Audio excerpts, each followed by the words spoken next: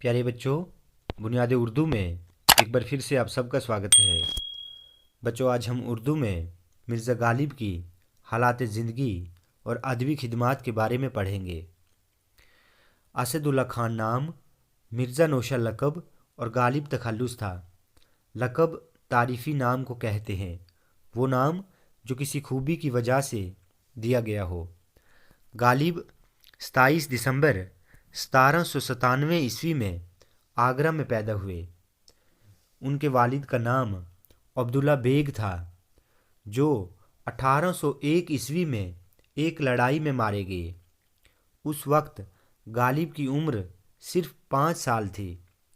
वालिद की वफ़ात के बाद उनकी परवरिश यानी देखभाल उनके चचा नसीर उल्ला बेग ने की, लेकिन वो भी जल्दी वफ़ात पा गए।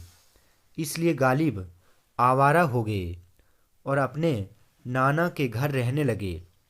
13 साल की उम्र में गालिब की शादी हो गई।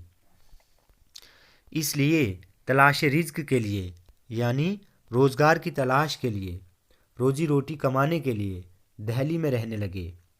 दिल्ली में बहादुर शाह ज़फ़र के कलाम की इस्लाह करने लगे।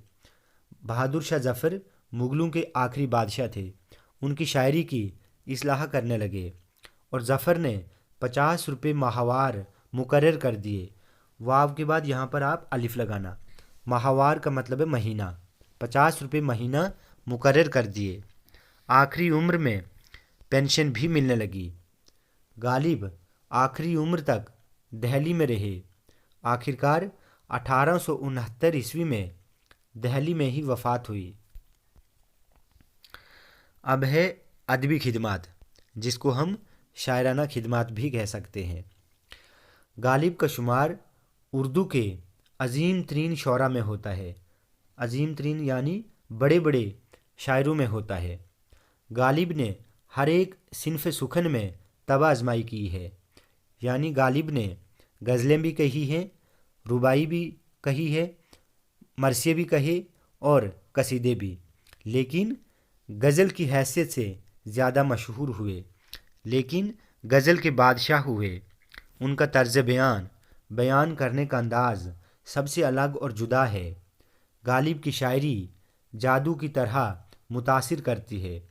उनकी शायरी में ख़याल की बुलंदी और मज़ामीन की नुदरत पाई जाती है, यानी उनकी शायरी में बुलंद ख़याल और बिल्कुल साफ़ सुथरे मज़मून पाए जाते हैं। बात में बात पैदा करने में उन्हें बड़ी महारत हासिल थी, यानी बड़ा कमाल हासिल था। उनकी गज़लों में तसव्वुफ़, फ़लसफ़ा, अखलाक, इंसान दोस्ती और हुस्न इश्क के बेहतरीन नमूने मिलते हैं।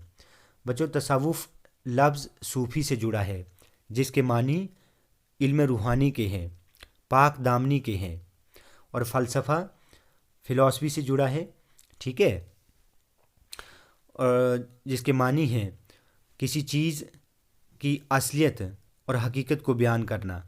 अखलाक अच्छे तौर तरीक़ों को कहते हैं, ठीक है।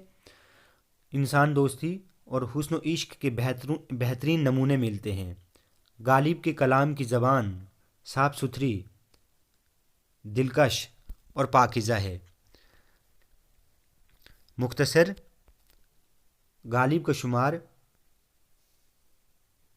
गज़ल गो शौरा की सफ़े अव्वल में होता है, यानी गालिब का शुमार बड़े बड़े शायरों में आला दर्जा के शायरों में होता है। सफ़े अव्वल यानी आला दर्जा के शायरों में होता है। तो बच्चों, आज हमने मिर्ज़ा गालिब की हालात ज़िंदगी और अदबी खिदमात के बारे में पढ़ा। बच्चों, वीडियो अगर आपको अच्छी लगी हो तो आप प्लीज़ इस चैनल को सब्सक्राइब करें, लाइक करें और शेयर करें।